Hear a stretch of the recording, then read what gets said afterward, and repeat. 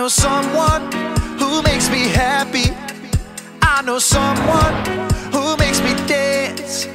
He's the reason my feet are moving. He's the reason I'm gonna lift my hands and clap. Pagi G-Kids, apa kabar? Oh, pasti semuanya baik-baik aja dan semuanya sehat kan di rumah? Nah, pagi hari ini kita ketemu lagi, kita mau ibadah, kita mau puji Tuhan, dan kita mau mendengarkan firman Tuhan. Nah, sebelum kita mulai ibadah kita mau berdoa dulu yuk. Kita mau lipat tangan, tutup mata, kita berdoa. Tuhan Yesus, terima kasih Tuhan untuk pagi hari ini. Kami bersyukur karena Engkau begitu baik. Kau sudah bangunkan kami pagi hari ini dengan tubuh yang sehat, dengan penuh sukacita. Dan pada saat ini Tuhan, kami mau memuji nama-Mu, kami mau mendengarkan firman-Mu. Pimpin kami Tuhan, sehingga kami dapat melakukan ibadah online ini dengan sungguh-sungguh. Dan kami mau Tuhan, melalui ibadah online kami dapat menyenangkan hati Engkau. Terima kasih Tuhan Yesus. Dalam nama Tuhan Yesus kami berdoa. Amin. Nah, aduh udah lama ya Lause nggak ketemu ke G-Kids. Kita hari ini mau nyanyi lagu apa ya? Kayaknya enaknya kita mau puji Tuhan dulu, kita mau bersyukur karena Tuhan udah baik banget sama kita. Kita mau nyanyi satu pujian, pasti semua G-Kids sudah tahu ya. Terlalu banyak alasan buat kita puji Tuhan. Makanya kita mau selalu puji nama Tuhan. 10,000 reasons. The sun comes up and a new day dawning. It's time to sing your song again. Whatever may pass and whatever lies before me, let me be singing when the evening comes. Praise the Lord, oh my soul, oh my soul. Worship His holy name. Sing like never before. Oh my soul, I'll worship your holy name. You're rich in love and you're slow to anger. Your name is great and your heart is kind. For all your goodness I will keep on singing. 10,000 reasons for my heart to find. Bless the Lord, oh my soul, oh my soul. Worship His holy name. Sing like never before. Oh my soul, I'll worship your holy name. Oh Lord, oh my soul, oh my soul. Worship His holy name. Sing like never before. Oh my soul, I'll worship your holy name. Sing like never before. Oh my soul, I'll worship your holy name. I'll worship your holy name. I'll worship your holy name.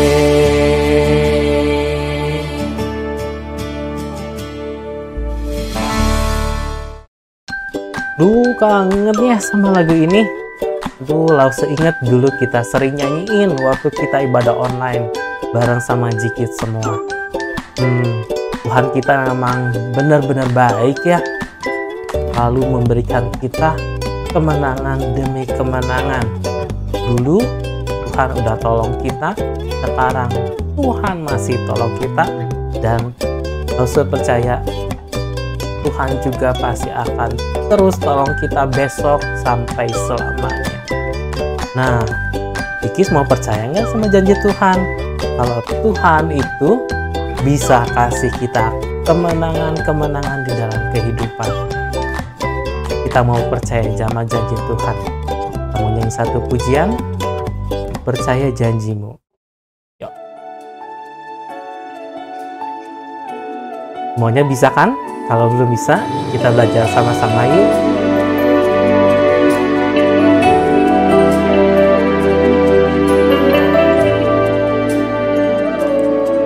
Saat ku hancur hati, ku datang padamu. Kau beri kekuatan dan beri penghiburan. Saat tak seorang pun dapat ku andalkan, Kau yang memberi jalan, Kau yang menuntunku. Saat ku tak mengerti dalam hidup ini, namun firman-Mu selalu menerangiku. Engkau yang buatku kuat lewati semua. Engkau menolonganku, tempat harapanku. Tuhan, ku percaya janji-Mu dalam hidupku. Kau beri kemenangan, Tuhan. Kau selalu setia di dalam hidupku.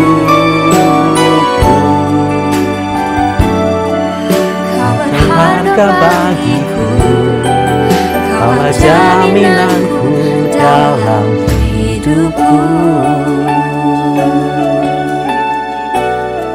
Bener banget ya, Tuhan kita itu adalah jaminan dalam kita. Walau kita nggak mengerti masalah, tapi Tuhan selalu tolong kita hidup ini. Namun firman-Mu selalu menerangiku. Engkau yang buatku kuat lewati semua. Engkau pertolonganku, tempat harapanku.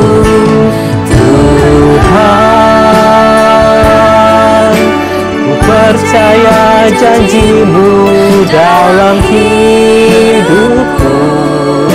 Kau beri kemenangan, Tuhan. Kau selalu setia di dalam hidupku. Kau berharga bagiku. Kaulah jaminanku dalam hidupku.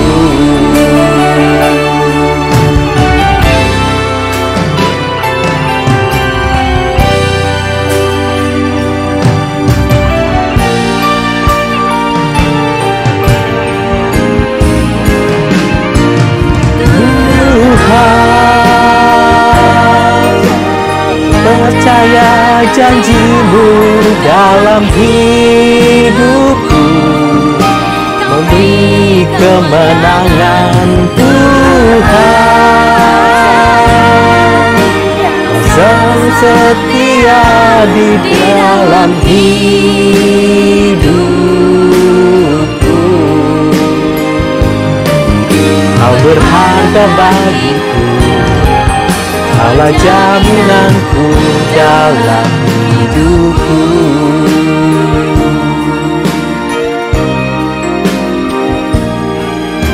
Berharga bagiku.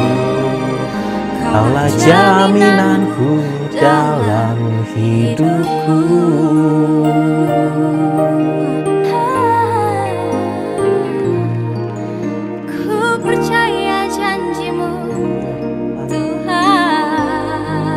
percaya janji-Mu Tuhan.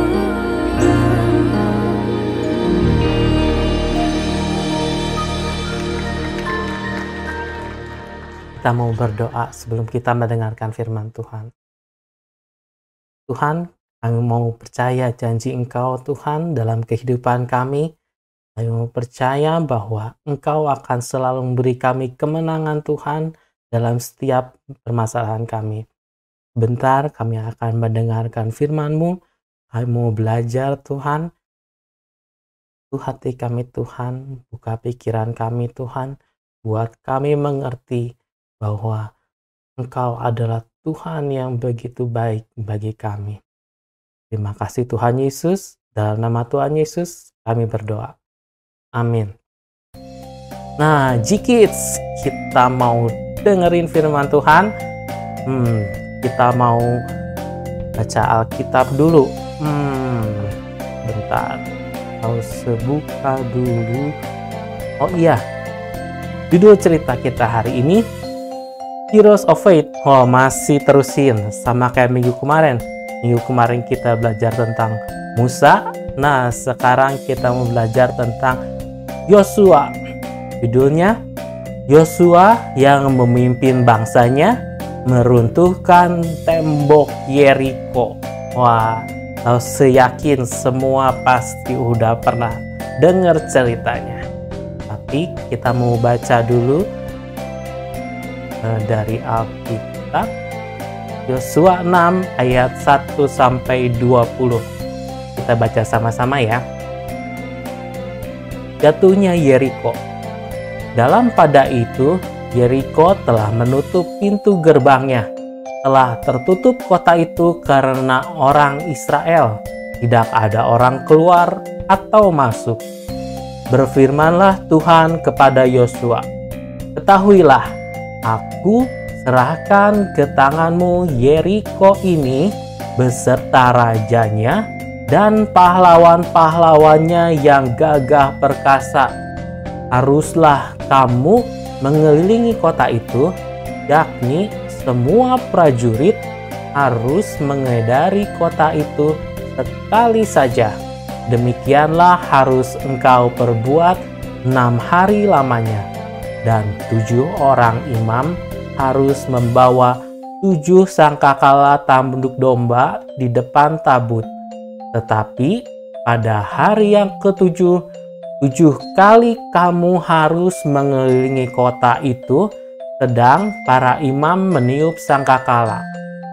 Apabila sangkakala tambuk domba itu panjang bunyinya, dan kamu mendengar bunyi sangkakala itu, maka haruslah seluruh bangsa bersorak dengan sorak yang nyaring. Maka tembok kota itu akan runtuh. Lalu bangsa itu harus memanjatnya masing-masing langsung ke depan. Kemudian Yosua bin Nun memanggil para imam dan berkata kepada mereka, angkatlah tabut perjanjian itu, dan 7 orang imam harus membawa 7 sangkakala tanduk domba di depan tabut Tuhan. Dan kepada bangsa itu dikatakannya, majulah, kelilingilah kota itu, dan orang-orang bersenjata harus berjalan di depan tabut Tuhan.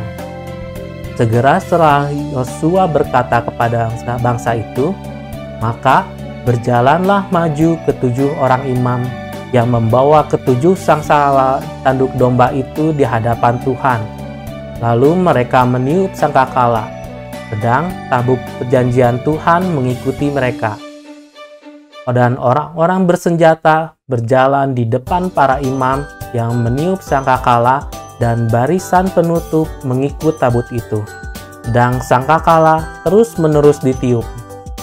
Tetapi Yosua telah memerintahkan kepada bangsa itu, demikian, janganlah bersorak dan janganlah perdengarkan suaramu, sepatah kata pun janganlah keluar dari mulutmu, sampai pada hari aku mengatakan kepadamu, bersoraklah, maka kamu harus bersorak.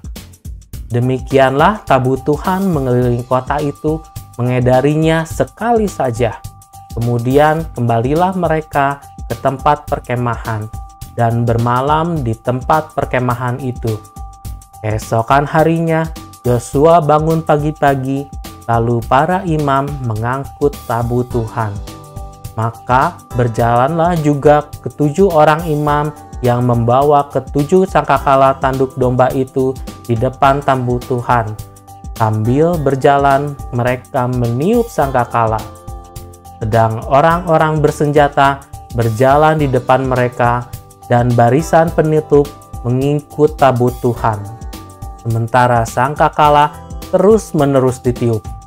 Demikianlah pada hari kedua mereka mengelilingi kota itu sekali saja, lalu pulang ke tempat perkemahan, dan begitulah dilakukan mereka 6 hari lamanya.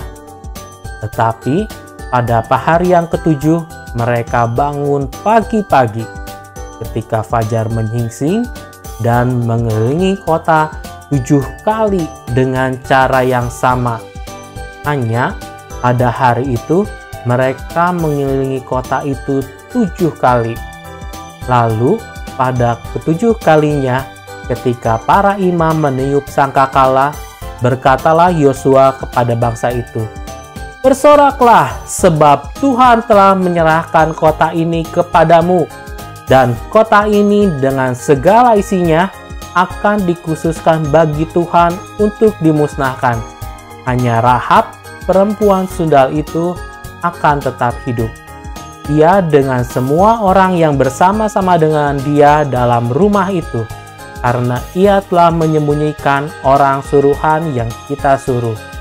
Tetapi kamu ini, jagalah dirimu terhadap barang-barang yang dikhususkan untuk dimusnahkan, supaya jangan kamu mengambil sesuatu dari barang-barang yang dikhususkan itu setelah mengkhususkannya, dan dengan demikian membawa kemusnahan atas perkemahan orang Israel dan mencelakakannya. Segala emas, perak, serta barang-barang tembaga dan besi adalah kudus bagi Tuhan. Semuanya itu akan dimasukkan ke dalam pemberitaan Tuhan." Lalu bersoraklah bangsa itu sedang sangkakala ditiup. Segera setelah bangsa itu mendengar bunyi sangkakala, bersoraklah mereka dengan sorak yang nyaring. Maka runtuhlah tembok itu. Lalu mereka memanjat masuk ke dalam kota, masing-masing langsung ke depan dan merebut kota itu. Nah, sedikit kita udah baca firman Tuhan kita, pembacaan firman Tuhan kita hari ini. Sesuai firman Tuhan, kita hari ini mau belajar tentang Yosua.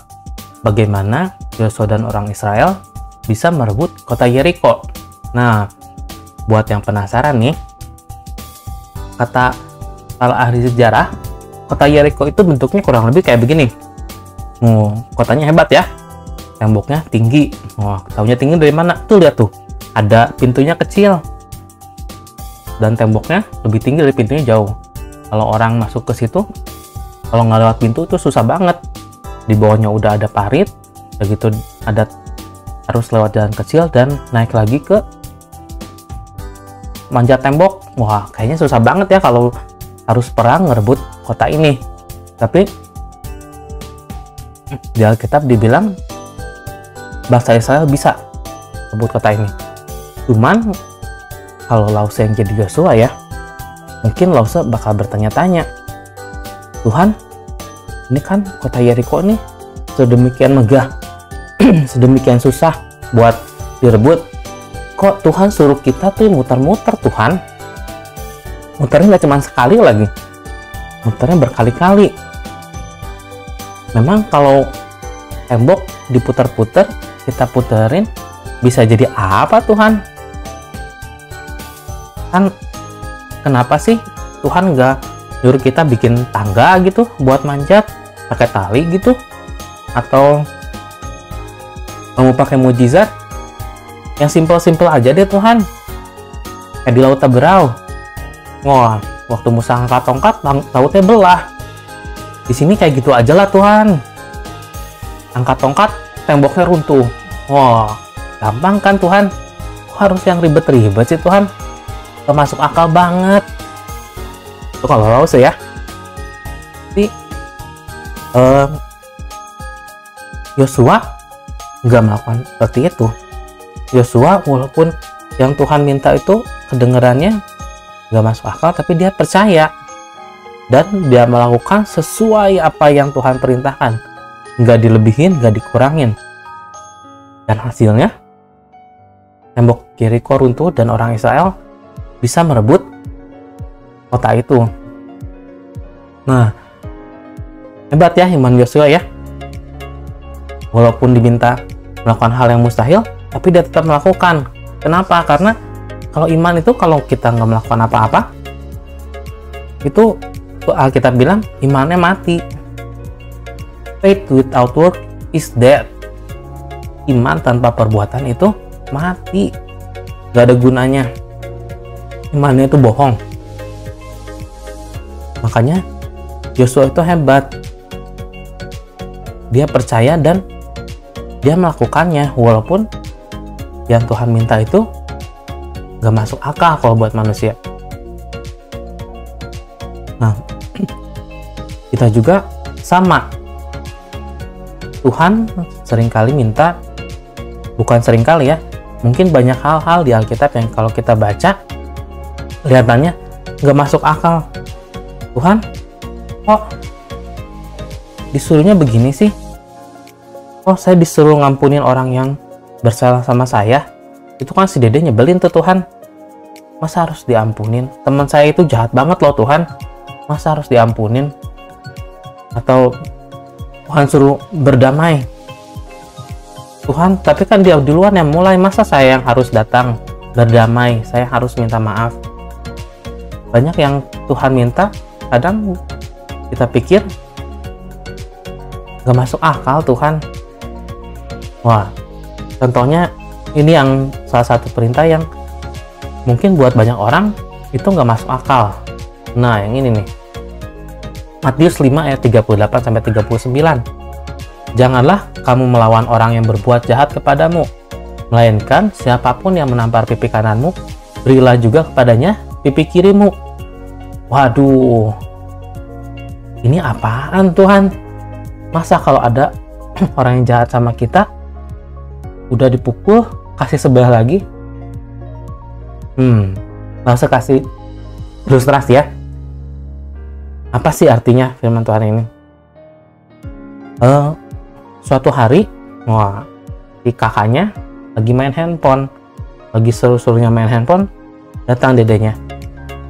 Adiknya itu datang, bilang, main yuk. Kakaknya karena lagi asik main, ya sebentar kagok. Oh, biasa kan kalau lagi main handphone, kalau lagi seru pasti sebentar ya kagok. Oh, adiknya karena masih kecil bilang lagi, Pak ayo main.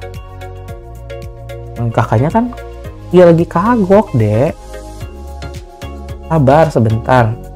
Oh, adiknya gak sabar nih. Nah gitu adiknya kesel sama kakaknya. Adiknya pukul kakaknya, pukul.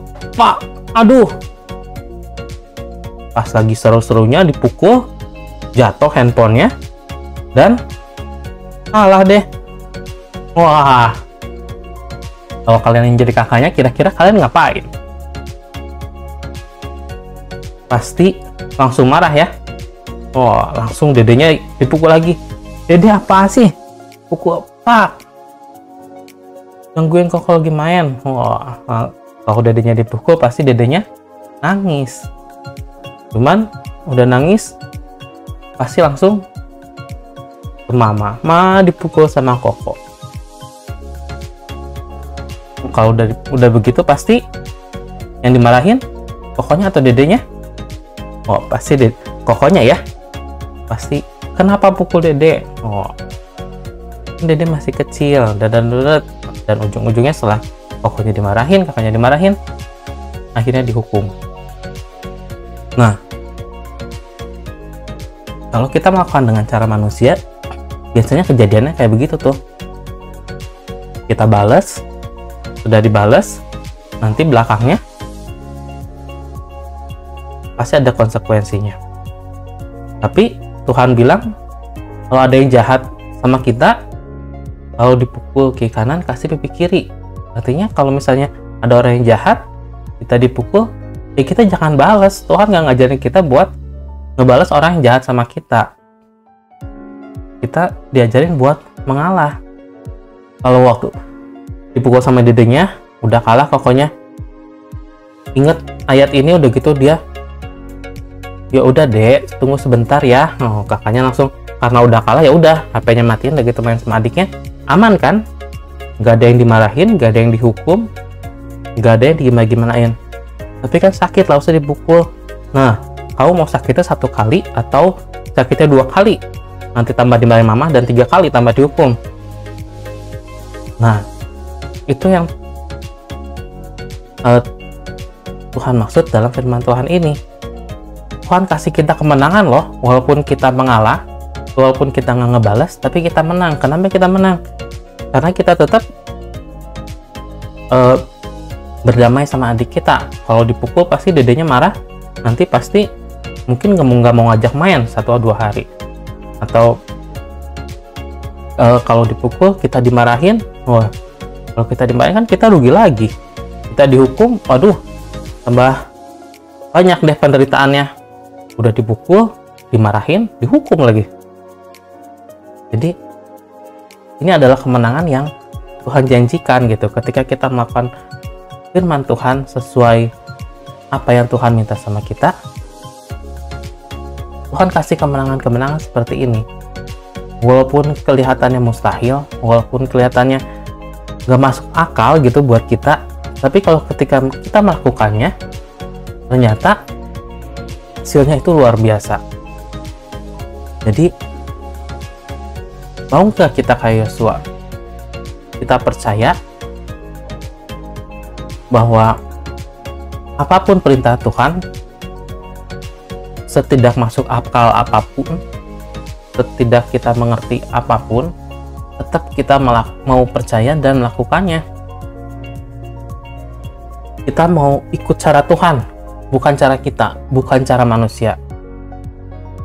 Dan ketika kita melakukan itu, janji Tuhan adalah kita akan kasih kemenangan di dalam kehidupan kita. Kemenangan-kemenangan melewati setiap masalah yang ada dalam kehidupan kita. Nah, kita mau baca ayat hafalan kita. Ayat hafalan kita ada di Ibrani 11 ayat 30.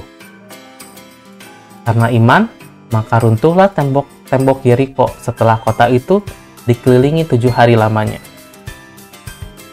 Karena iman, tembok kota Yeriko runtuh. Bukan karena dikelilingin ya, karena iman. Karena percaya sama Tuhan dan melakukannya, maka kemenangan itu akan Tuhan berikan di dalam kehidupan kita. Kita mau berdoa yuk. Tuhan Yesus, terima kasih Tuhan untuk firman Tuhan pada pagi hari ini.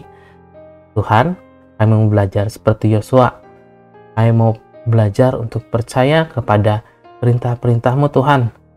Walaupun terkadang kami tidak mengerti, kadang kami pikir itu tidak masuk akal, tapi kami mau percaya dan kami mau belajar untuk melakukannya dengan sepenuh hati kami Tuhan, dengan bersandar kepada Engkau, karena kami yakin ketika kami melakukan apa yang Engkau perintahkan, Engkau akan berikan kami kemenangan Tuhan. Apapun masalah kami, apapun yang kami hadapi, kami percaya Engkau yang akan memberikan kemenangan. Terima kasih Tuhan Yesus. Dalam nama Tuhan Yesus kami berdoa. Amin.